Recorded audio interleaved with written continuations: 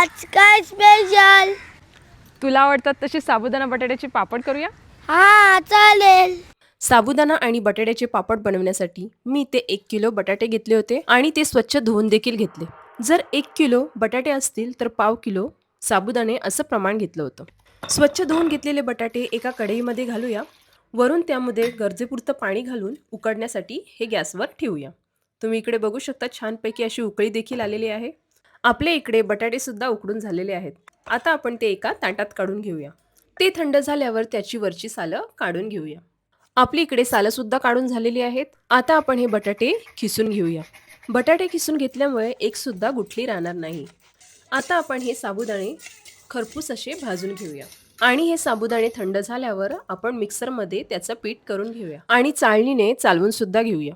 तुम्ही इकडे बघू शकता छान असं पीठ देखील तयार झालेलं आहे. साबुदाणा आणि बटाट्याच्या पापडांसाठी आपण एक वाटण तयार करूया. त्यासाठी हिरवी मिरची, 1 चमचा जिरं आणि कढीपत्ता मी इथे घेतलेला आहे. ते आपण मिक्सरमध्ये वाटून घेऊया. आता पापड बनवण्यासाठी आपण सर्व साहित्य एकजीव करूया.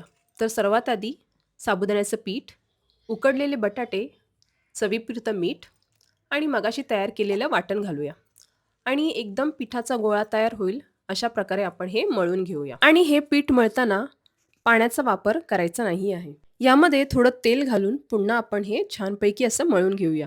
तुम्ही इकडे बघू शकता अशा प्रकारे मळून घ्यायचं आहे आणि एका भांड्यामध्ये ते ठेवून द्यायचं आहे आणि 15 मिनिटं आपल्याला हे वाफवून घ्यायचं आहे. झाकण बंद करून 15 मिनिटे वाफ काढून घेऊया. इकडे आपली वाफसुद्धा काढून झालेली आहे. तुम्ही इकडे बघू शकता वाफ दिल्यामुळे हा पिठाचा गोळा अजून नरम झालेला आहे. आता याला आपण पूर्णपणे मळून घेऊया आणि हाताला तेल लावून छानपैकी असा गोळा करूया आणि पापड लाटायला सुरुवात करूया. जर तुमच्याकडे पापड लाटायचा साचा असेल तर अतिउत्तम, नसेल तर साबुदाणा पीठ लावून तुम्ही हे पापड लाटू शकता. हे पापड सुकायला थोडा वेळ लागतो म्हणून कडकडीत उन्हात 2 दिवस हे वाळवून घेऊया. कढईमध्ये तेलसुद्धा गरम झालेलं आहे. तुम्ही इकडे बघू शकता हा पापड घातल्यावर तिपटीने हा फुलला गेला आहे. पुन्हा मी तुम्हाला इथे तळून दाखवते. तुम्ही इकडे बघू शकता मस्त असा फुलला गेला आहे. जर तुम्ही उपवासाला जिरा आणि कढीपत्ता खात असाल तर हे पापड तुम्ही उपवासासाठी सुद्धा खाऊ शकता. हे पापड चवीला तर छान होतातच, पण एकदम ठिसूळ आणि क्रिस्पी असे तयार होतात. तुम्हाला जर ही रेसिपी आवडली असेल तर सबस्क्राईब करायला विसरू नका. धन्यवाद.